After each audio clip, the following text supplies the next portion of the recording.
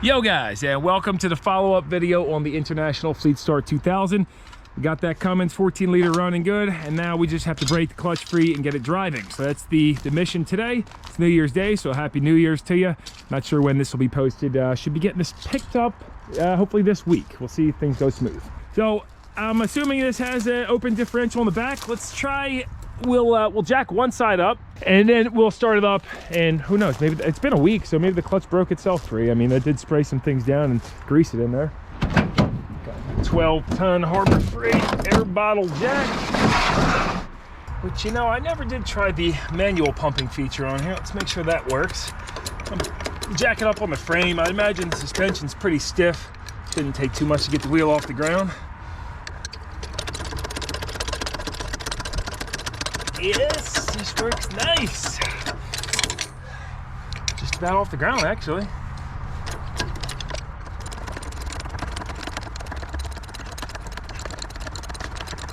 Let's see if that's an open diff. Yeah, yes it is. Get my block back. Here we go. Fire up the startle.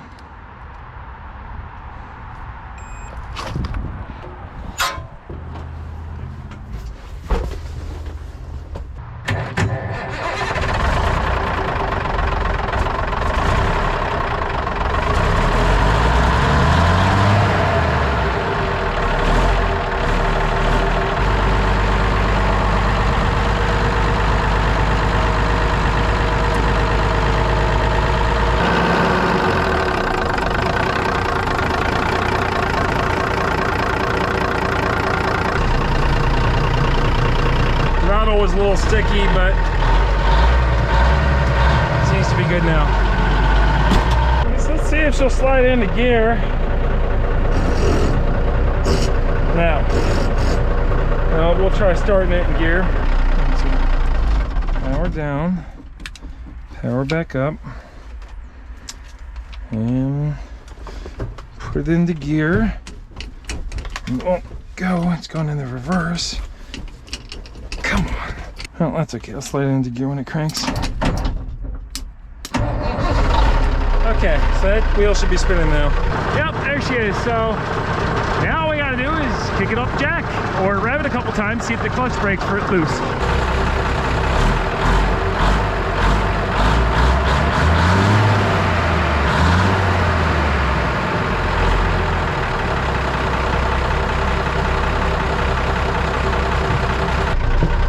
I think we broke the clutch loose.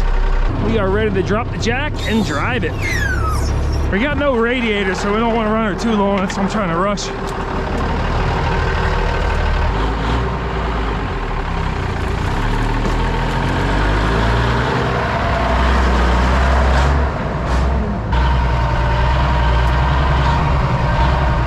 right, let's run through some gears real quick. I think I'll shut it down.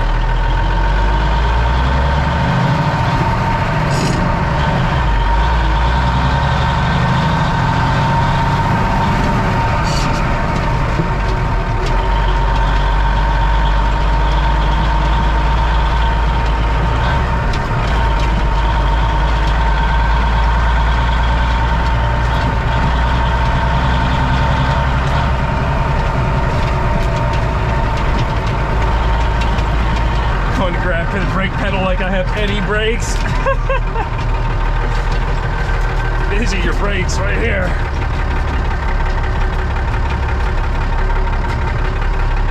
I'll shut her down, check the temperature, let it cool down for a little bit. Of course, I parked right in the center of a puddle. Wasn't even looking at the ground. She is not even warm, ice cold. But that doesn't mean anything because, you know, those cylinder walls, they have no coolant behind them, and those could be getting really hot. That's why I'm gonna let it kind of chill, let it equalize here for a minute. Of course, I've seen people run large diesel engines like this under load for 20-30 minutes with no coolants without any problems. It's not good to do, but I remember my brother, he once drove his Freightliner Century class with the 60 series Detroit in it. It's like 15-20 miles with no coolant. He had head gasket was so bad it blew everything out of the system completely, and he just drove it with, he didn't even care about it, and it was fine. As I'm walking back over to my truck, I did want to show this old building. I don't know what this is. Some kind of big steam boiler maybe. Harris 16-3000 it says up on there. But I mean, this whole property used to be a municipal yard way back in the day. So I'm having a feeling that this had something to do with that. The guy that bought this place is a bunch of acres. He's actually going to be selling it way out of my price range, but I bet you he got just a steal of a deal for this place back in the day. Yeah, I'm not gonna go walk out there. That seems probably not worth it. But this, for somebody do a little block work and whatnot, this building could definitely be saved. I mean, check out that flat roof on there, nice and sturdy. You could put a second story on that, really. It's weird, the floor does sit really low, a little bit of ice, as you can see, but it's warmer today. A deep freeze for a short period of time. Maybe it's so low though because I bet you this parking lot's been just filled in over time, and so at one point that was grade level, and now that's really low. And I bet you this guy would sell the building too if somebody's interested in scrapping all this iron. I should find out what he wants for it actually. This could be kind of a cool video trying to salvage all these old I-beams and scrap this. Man, check out that. Wow. Harris T6 3000. Somebody was probably sleeping in here. Wow, look at all these beads on this. This thing is so heavy duty. Unreal. Wow.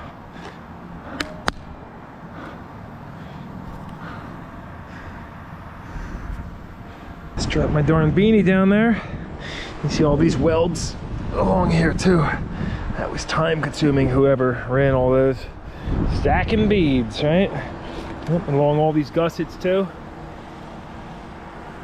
And there's more heavy duty structures throughout this place too. I bet you a lot of you guys recognize it, but this yard used to be huge. It's a very small fraction of it left now.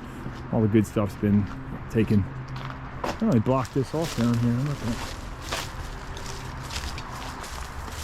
There's stuff hidden behind here you wouldn't even know. That's a pile. 2 piles, actually. What? There's a concrete block collection in this one. Chatsworth. You know, there used to be a guy over at South End Auto as a place, and I seen him. Before he would go scrap cars, he would actually pack a bunch of dirt inside and then smash them down, which is really messed up because a lot of that metal is all getting shipped off overseas, and then they ain't gonna buy your metal anymore because they're gonna be like, you're getting junk from there. Oh, these are really nice I-beams right here. Wow. Whew. Definitely a good metal collection. Camaro. I'd rather be flying. It's a cool old school plate.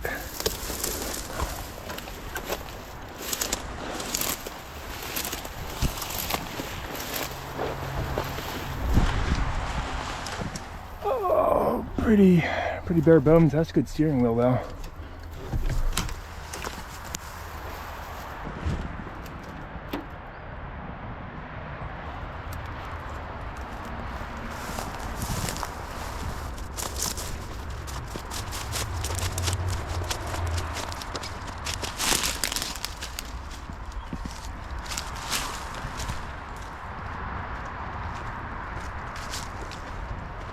All right, she's been chilling for about an hour or so. Let's go for another spin and then park it. Oh, she didn't like that too much. I wonder if it was leaking fuel in. It sounded like a bad knock there.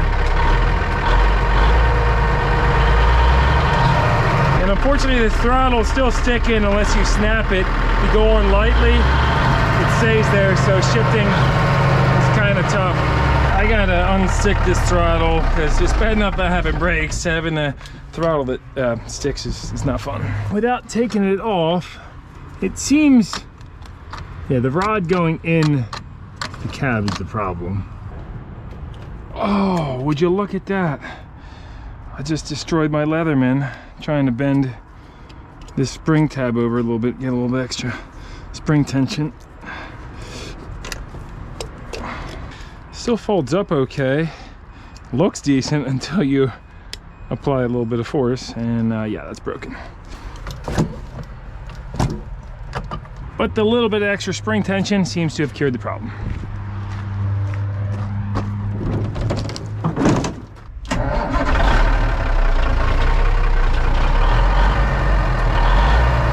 right, no more sticking throttle, that's good. Let's see if we can bang some gears.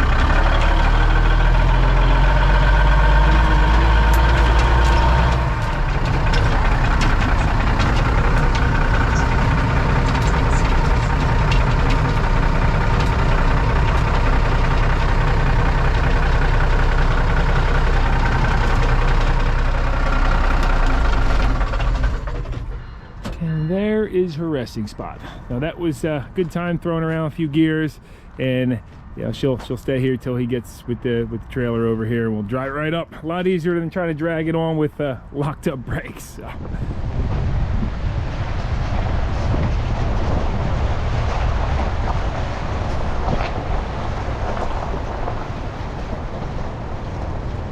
Come on, Gus.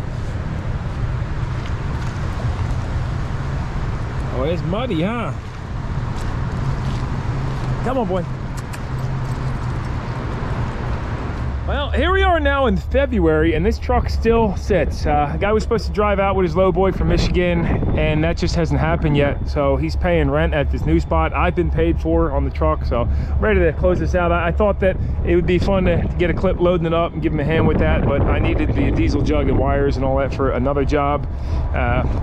Gus man's over here digging himself a hole, and I just dropped all those components for the radiator in here since he said he's going to be able to recore that. And hopefully he picks it up at some point. Otherwise, the owner of this yard is probably going to take ownership of it, and that's that. At this point in the video, we're going to switch gears and get working on the 96 Dodge Ram, trying to find a water leak. But real quick, if anybody is interested in moving this International FleetStar from Trenton, New Jersey out to near Detroit, Michigan, the guy's got cash, he's ready to pay. He's already paid me for the truck. He's trying to be around $1,400 to get it shipped out there. So I don't know if that's fair, reasonable, whatever the case, but if you're interested, you have a low boy, you work for yourself or whatever, shoot me an email and maybe we could get that working out. Who knows, maybe you're already heading that way and it works out. All right, let's go working on the Ram now. So got a little problem going on. I've been noticing in the winter time mostly that I get condensation on the windows in here, and that's not normal. I did notice it last year and then I just kind of ignored the problem, but I think we're gonna try to address it. There must be water getting in somewhere. So I kind of been feeling the carpet and it's not wet at all, but now we're gonna dig in a little bit deeper because you can see it's kind of rust in here. And if I'm willing to bet that with moisture, you know, getting in on the windows, there's got to be moisture under here and probably rusted floors. So anyway, love this truck. It's got the 12 valve Cummins with a 5-speed, just a wonderful machine. Probably the thing I hate about it most is it didn't come till 98 with the rear doors that open, so it's kind of a bummer having that. But you know, it's just to get anything into here, it's just a pain in the butt. So just showing you some of the stuff I keep in here. People are usually commenting about that. Do like a whole truck tour. Not doing that, but I do have the factory service manual. Got that on eBay. And here's just not very organized in here right now. Normally this is all kind of in here. Gonna get some Coleman fuel and different chemicals. All my straps and rope and tent, full toolkit, air compressor, Coleman stove down here. Come along down there, and well, heck, we might end up pulling all this out if I find any moisture at all under this carpet.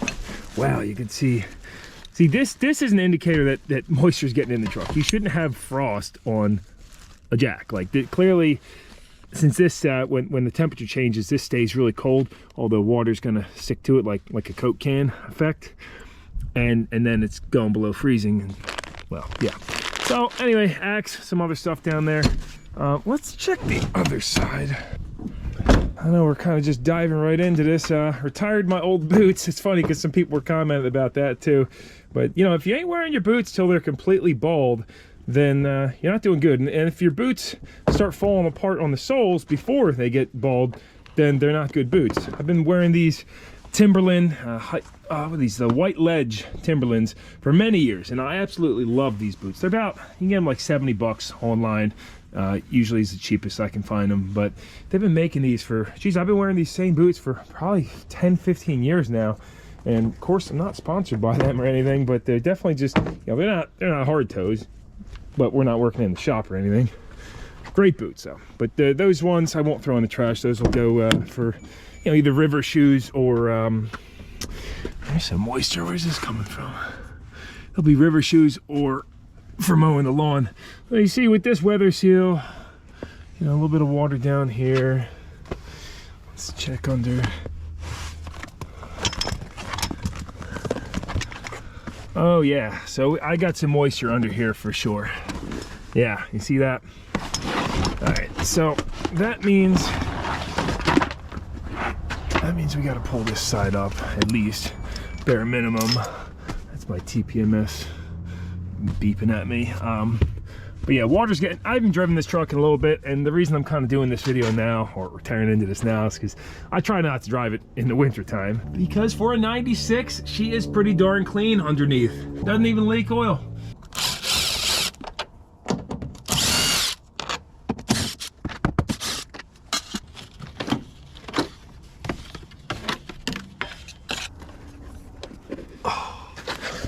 Oh yeah. That's been taking water on for a long time. Oh man, in fact, that's just about rusted through this. I mean, that's gotta be paper thin. Not a big deal, we just gotta, well, we gotta fix the water issue.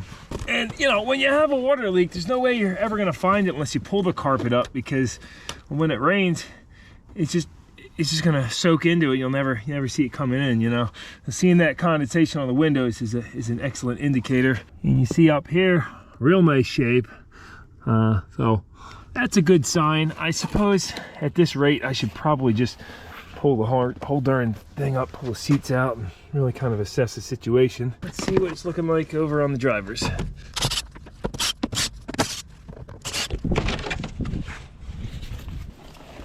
Yep, same thing.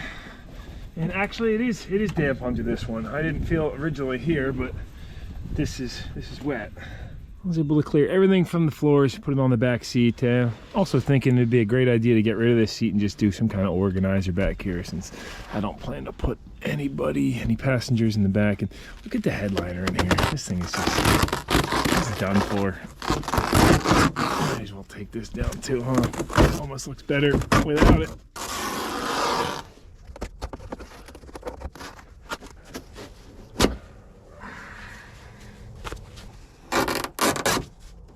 I'm having flashbacks to when I was a kid. I remember being in a friend's car and we were writing stuff in the foam on there.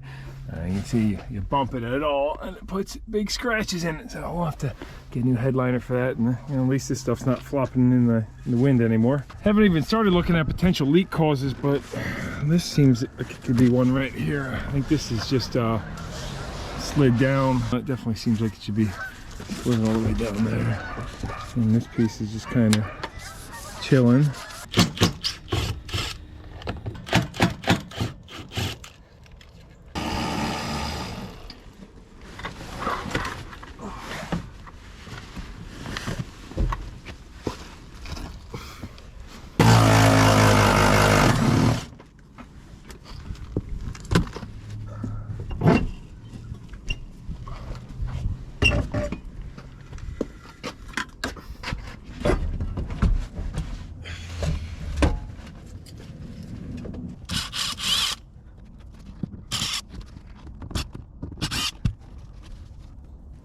Gotta be something else holding that on.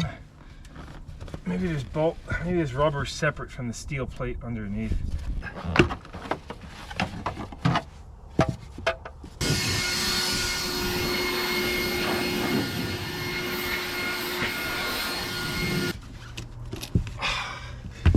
I see 2 pieces here. Okay. Got it.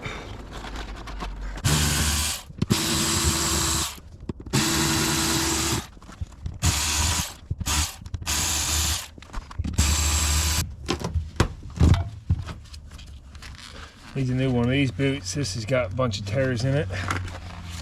It's one way water would be getting in during rain, but that's, you know, it's only like driving through deep puddles and stuff that you're gonna have a problem with that.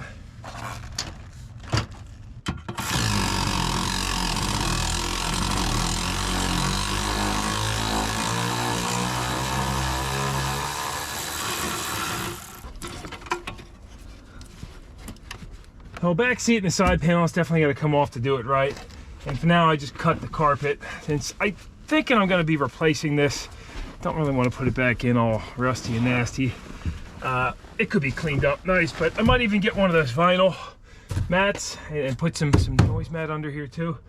So, and if not, even if I do reuse it, there's a mat that covers this whole seamlessly on the back. So we just cover that cut up, no problem. First thing we're gonna do is just vacuum all this out and then wait for it to rain. I wanna see exactly where the water's coming in. Because again, I didn't drive this truck in the rain anytime recently, and definitely water was coming in. So it's just happening sitting here. And you know, as you can see, the rust doesn't go toward the back at all. It's nice and clean. If I did nothing, these floors would be rotted out in probably the next, oh, I don't know, a couple years. So far they seem like they still got some meat left in them. After a bunch of scraping, wire wheeling, and vacuuming, here's what we ended up with. So the only rust hole I found is this tiny little guy right there. And the worst of it was over on the passenger side, where you see, I mean, it's got some just heavy corrosion. I actually got to chip some more of this out too with a screwdriver. But I was hitting that with a screwdriver, it didn't go through, so we still have some life.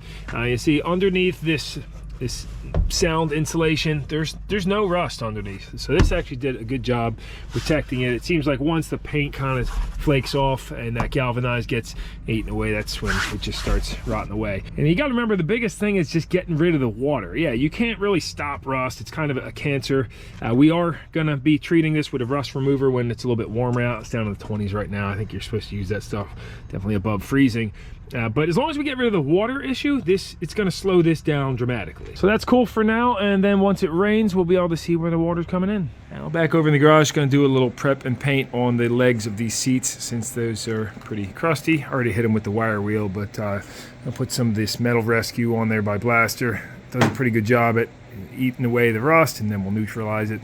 You can see somebody put a bunch of foam in here. I'm going to take that out for now and see how the seat rides. I never even noticed this was under here. It's definitely a previous guy probably just did it for a little extra cushion.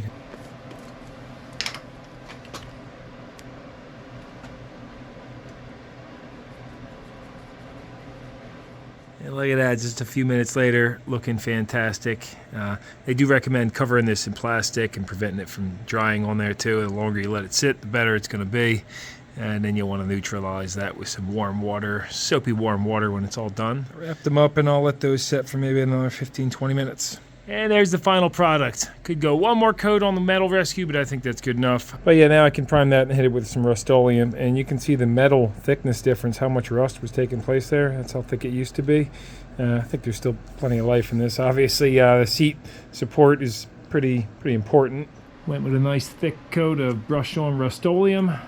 The factory paint that was on here was super thin, so that should do a nice job. Maybe recoat it again tomorrow. A little update on the Ram. It's been raining the last 2 days, and I have no water leaks coming in. Completely dry, except for right over here. It almost looks like water's coming from this seam. I don't get it, because I pulled this up, and I mean, it doesn't really seem like it's coming over the edge.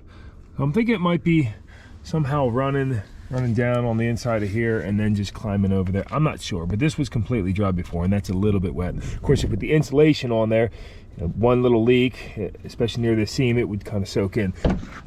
Over here, we are 100% dry except for this. Check it out. Little leak coming from somewhere up there. Yeah, but I'm not seeing any other leaks. Yeah, so we'll have to track down that, and I guess I'm gonna go double check on the other side. Yeah, it's soaking into this foam and it was coming down, and then of course soaking into the rest of the carpet. I was able to fix those leaks with some silicone, a very small pinhole on that side, and this side a little trickle, and then coated the floor with rust bullet. Well, this is supposed to stop rust in its tracks. I mean, who knows, we'll see. I got the rear seat pulled out. Check this out, a lollipop wrapper back here, but look, Hog's Breath in. It's La Quinta, California. La Quinta. Some rolling paper. So originally this was, I was told this was a California truck originally. I never did verify it, but that kind of, I would say that verifies, or at least is a good indicator that it could have came from California with the minimal rust. But any of you guys watching ever been to the Hog's Breath Inn in La Quinta? Woo, look at that. Old school wooden matches.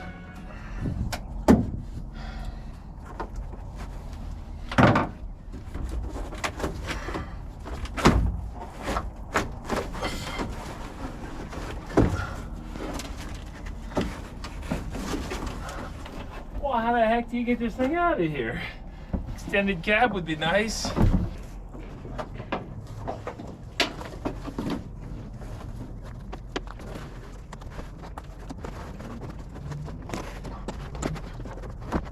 That's gonna be fun getting back in.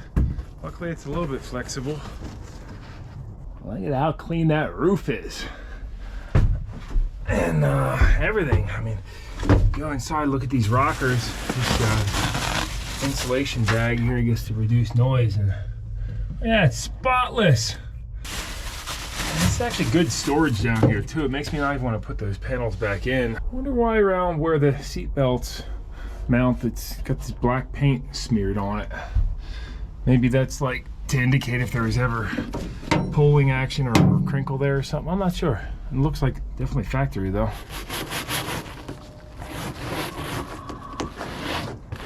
Get the vacuum cleaner out here too though.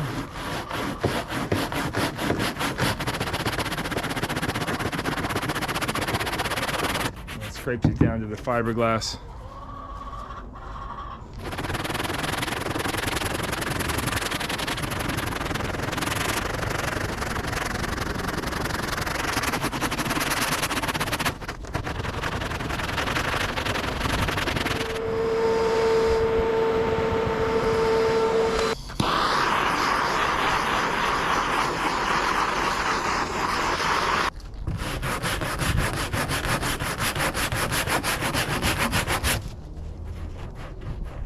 No, that's not a good idea. It burns through the matting. And so I thought this foam would scrape off a lot easier.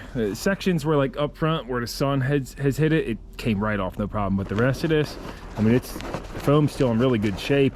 And you know what happens with these headliner cloths, they actually have the foam built into them, and you can see the adhesion is never went bad underneath where the foam stuck to this headboard. But unfortunately the cloth falls from the foam over time just because the foam breaks down, and so the cloth comes off of it.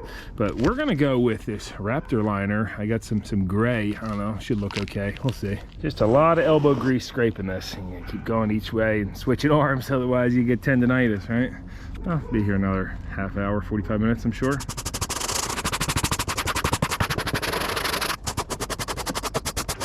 I gotta lie, this is one of those jobs I'll probably pay somebody next time with the headliner. I mean, my whole yard's gonna be full of foam. It's terrible. Luckily, it's not too windy of a day, so I'll be able to clean this up. But let's see what the power drill does.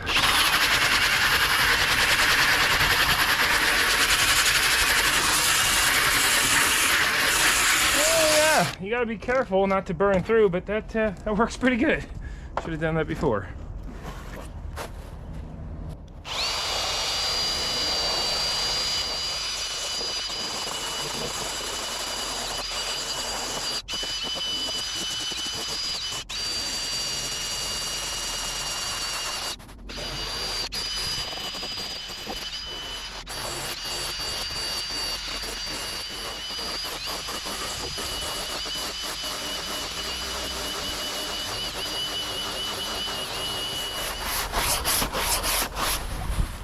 Yeah, that's it. Let's vacuum up my yard a little bit. Good to go.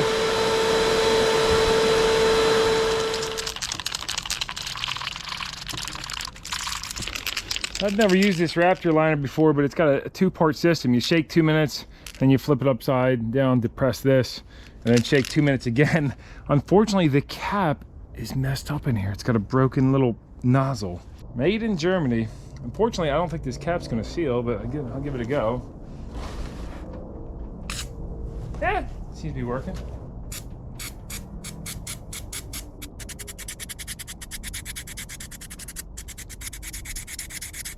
Unfortunately, I didn't do the best job cleaning anything up. To be honest, I thought this stuff was gonna go on really thick and like a Herculiner, bed liner type of stuff.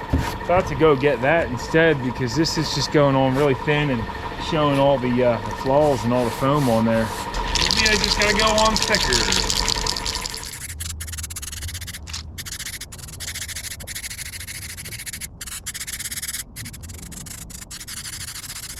Looks like the Gus man came out to visit. Where are you going? Oh, you're so fast. You're so fast. Here's the scoop. The spray-on bed liner just really didn't do what I wanted. I hate the finish, and you can still see the foam bits on there. So I got some Herculiner and roll-on bed liner. That is the finish I was looking for. Nice and uniform, rough, and I should have just done that from the beginning. So if you plan on rhino lining or rolling one of these, don't get the spray can. Definitely just get a roll kit to begin with. I'm using 1 quart, so it looks like I'll have just enough to cover this entire unit.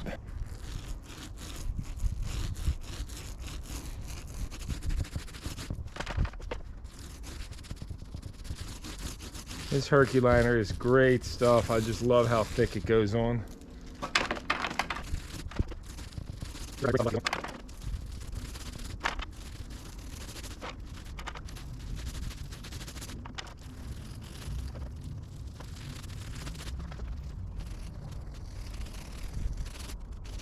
One quart was just enough to cover it.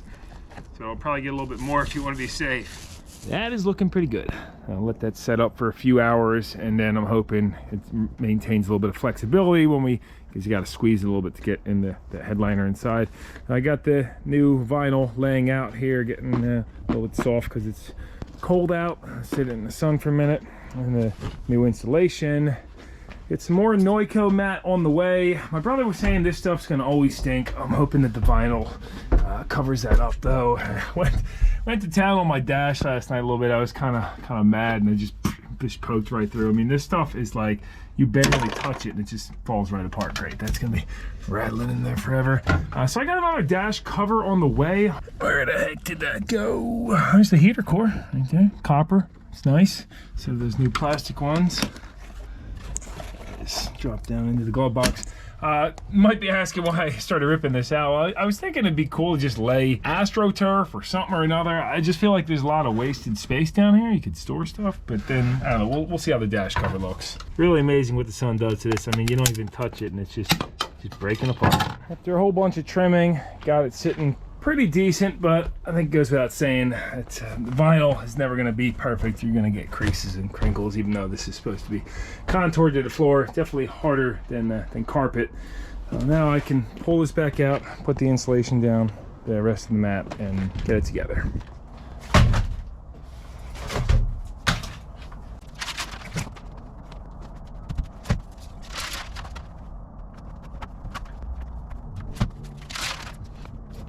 Got it double up in certain areas. Hopefully that helps reduce the noise. Now we toss the insulation in.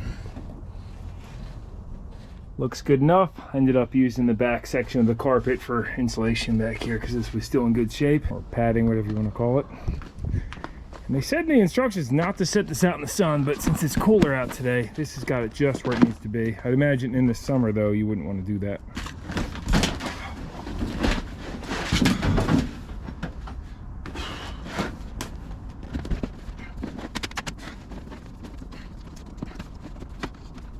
The next day, got this all back together, ready to call this job done, with the exception of waiting on that dash cover still. Again, this is probably my favorite part. I think the headliner came out awesome. I'm good with the gray to black. Might end up covering these in a different color in the future.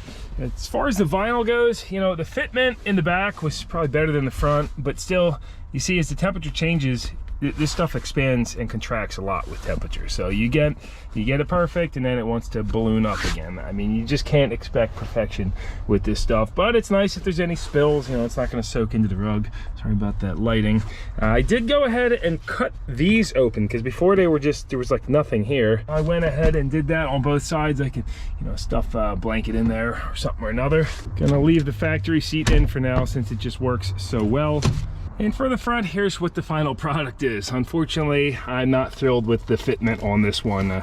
Again, I tried my best getting it in there flush. So I'm gonna throw this cap on, but same thing on the other side. I'm gonna try throwing the mats in. We'll see if that brings it together any better. But I mean, on the edges, that came out real nice. But it's just, I don't know, they still good. Got the factory floor mats over here, throw those in. I mean, those help out a little bit making it look better, but you still end up with these big old balloons. So I bet you I could cut that back in the future and pull that in tighter, but for now, I'm gonna leave it alone. Can even throw these on top of that, so it's like tripled up. It really does help with noise reduction, I would bet though. I'm ready to load this up with all my junk and then take it for a ride. Got all my junk and tools loaded back in there. Last thing I did was use some of this 303 rubber seal protectant just on all the gaskets and weather seals. It's supposed to help protect them and make them seal better. You want to go to the park, buddy? And take it out to the park? It's nice out. Let's go out back.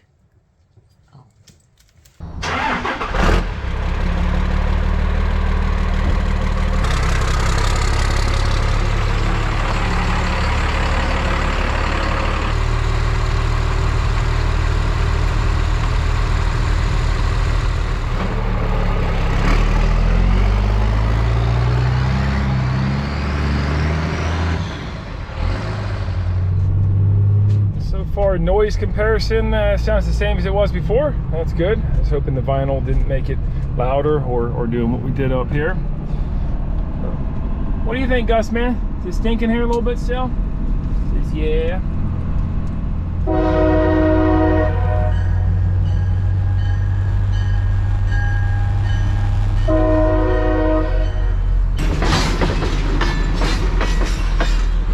Think of that, Gus.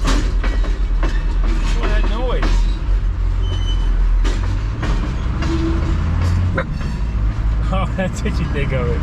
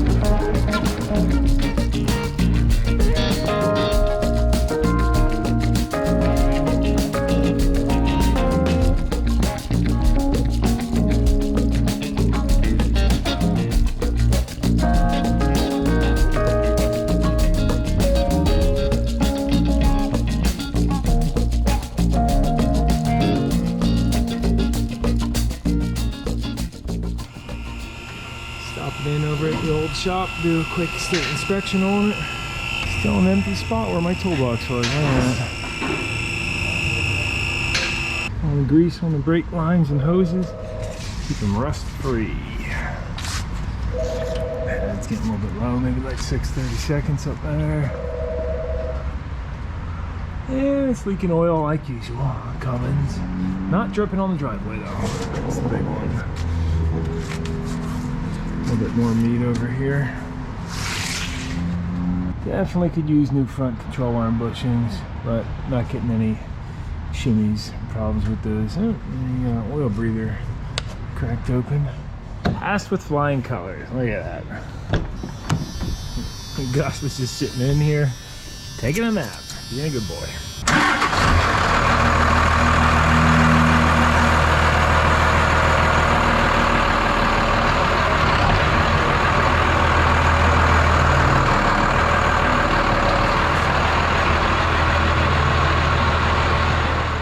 look at the replacement dash cover. It just came in the mail. It's really thin. This is just an overlayment, because to properly replace the dash, you got to pull the whole thing out. It bolts on from the back, I believe. Unfortunately, this did get broken during shipping. That shows you how thin it is, but I'm gonna pop this in and see what it looks like. Well, the gray is not a perfect match, but for just being a drop one, I mean, you saw there's no dash under here at all. It's definitely strong enough. It's not super flexible.